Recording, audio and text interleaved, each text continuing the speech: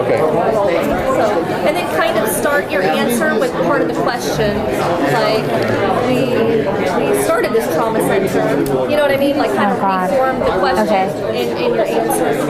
Just be you. You don't want that on camera. That's really awkward. Okay. All right. Ready? Yeah, we're ready. All right. So in 30 seconds, can you tell me what it took to transition from a medical center to a level 3 trauma center? The biggest part of our transition, I would say, from a medical center to a trauma center was the performance improvement piece of it. Our hospital has actually been functioning as a trauma center since 2011 when Colonel George Barbie kind of started the foundation of our program. Essentially, when I came in 2016, I kind of smoothed out a lot of our processes with performance improvement, meaning, looking at when we have a patient case, how was the care go? How did the care go? Was there any issues in the care that we found? And then how did we fix that and close the loop to make sure that for the next case that we were ready to go and we didn't have the same issues. Okay. Before we do, Dabrowski.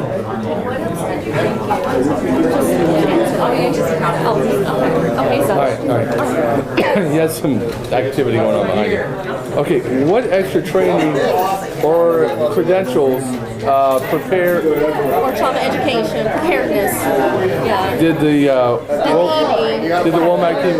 What kind of training or extra credentialing did the emergency room or Womack team go through to get to today? So to additional training, we had always offered the trauma nursing care course, but with us moving into an ACS level 3, we wanted to make sure a good proportion of our staff were educated on it also. So we actually moved in our emergency department in particular from 30% of our staff to 88% of our staff. Our ICU moved to 100% and our PACU is at 80% with trauma nursing care course. We also instituted a trauma simulations bi-monthly and also a trauma orientation program in which we learn as a team how to approach a trauma care in a systematic approach. We also incorporated it into our bi-monthly skills fairs that there's always a trauma component to it so that we're always learning. We also offer the UNC Trauma Learning Series. It's a web-based lecture series. It goes over different varieties of care from geriatrics, pediatrics, and some interesting things like ROBOA and TEG. And so we're able to offer those things to our staff so that way they're continuously learning and improving the care that we provide. And how long did this process take? So again, we've kind of been doing it since 2011, but smoothing out the processes and finalizing everything took about 3 years. All right. What impact of what was this? The impact of what is the impact of Womack being a trauma center? Because you had kind of talked before about like one in like in 10 county radius. Gotcha. So like okay. Can you repeat the question, please? What is the impact of Womack becoming a trauma center in this 10 county radius? So our impact on the Mid-Carolina Regional Advisory Committee is a 10-county system with 2 trauma systems and our 2 trauma centers in it, the level 1 being UNC and the level 3 being Cape Fear Valley.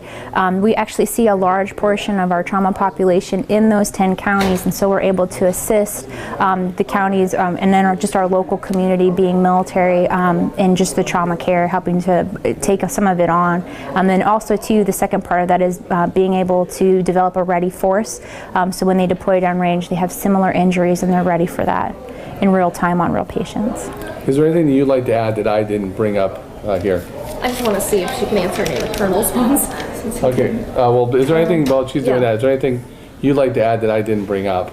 Question-wise, or just in general that you'd like to make sure that gets said here? I'm very humbled by this experience to be able to be the trauma program manager for Womack Army Medical Center, and I couldn't have done it without the support of the state, the Mid-Carolina Regional Advisory Committee, UNC, Cape Fear, 18th Airborne Corps, and 82nd, and honestly, just the support from the commander of the hospital, Colonel Melton.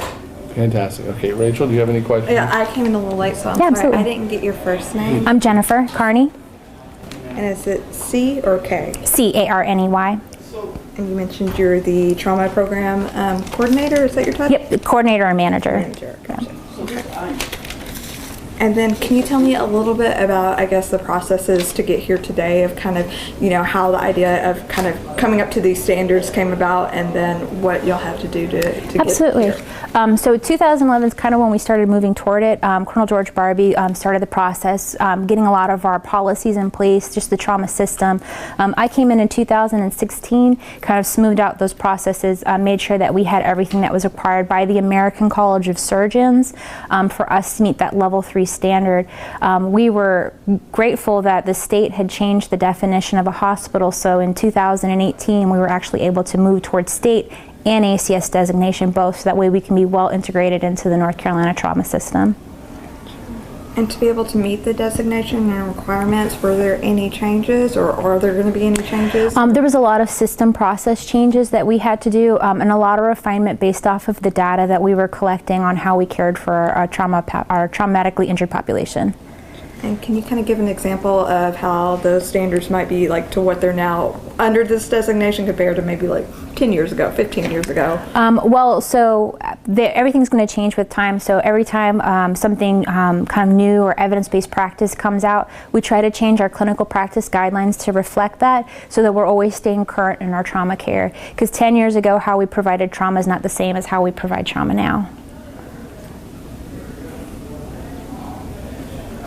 And is there maybe a certain example, like for example, I wouldn't even know, but maybe like something that took 20 minutes now, processes can make it quicker, or or an example. So one of our big refinements, I would have to say, is our massive transfusion protocol. We have a phenomenal blood bank here at Womack, and so years ago, I can't speak exactly because it's been a while since I've been a staff nurse, and we've had the old blood policy, but I can speak to now. We can actually have a cooler with blood in it before the patient arrives to the trauma room, and have our rapid infuser prepped and ready to go. And so that way, we're effectively resuscitating our patients, because hypovolemic shock, or shock from loss of blood, is the biggest kind of loss that you can have in a trauma patient. So we're able to do volume replacement that's beyond like your simple kind of like crystalloids or fluid solutions, I guess you could say. That's all that I have. Yeah, absolutely. Okay, thank you. Thank you. Just one extra thing. Absolutely. In 20 to 30 seconds, just kind of tell me what happened today. Like today we had the celebration. Today we were celebrating. Just kind of talk about what this was. I'm sorry. No, I promise. Mine hurt really good. All right, 20, 30 seconds to say what, just about the event today? Yeah, just about the event today. Over here. Okay. Yeah, can you kind of, yeah. All right, so today we had our actual designation event in which we announced our integration into the North Carolina trauma system, and that we successfully obtained our ACS, our American College of Surgeons, and our North Carolina Level 3 state designation. All right. Thank you. Thank you. Hear me, sir? Why? No, I'm just kidding. Good evening, Mr. Kearns. How you doing, sir? Never knew to do it with my hands. I'm like talking with my hands. Bobby.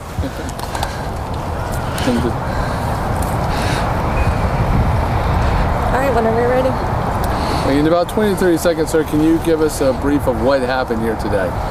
Yeah, sure. Today we celebrated a very significant achievement. Womack Army Medical Center has been verified by the American College of Surgeons and designated by the great state of North Carolina as a Level 3 trauma center. Well, what does that entail, sir? Hold on 1 second. Oh, I thought The microphone is. I jacked it on. No, I did. It was scratching. Okay, can we just do that one again? What did I say? Today we celebrated Oh.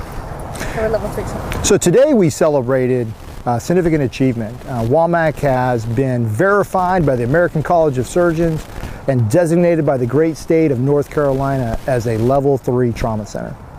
And what is that? How does that differ from our being just categorized as a hospital to now being a trauma center? Well, Womack Army Medical Center is already a military medical center. What's allowed us to be, or what a trauma center designation, it provides confidence to the community and credibility that we are meeting evidence-based standards when it comes to a trauma service. All right. And why is this important to the military?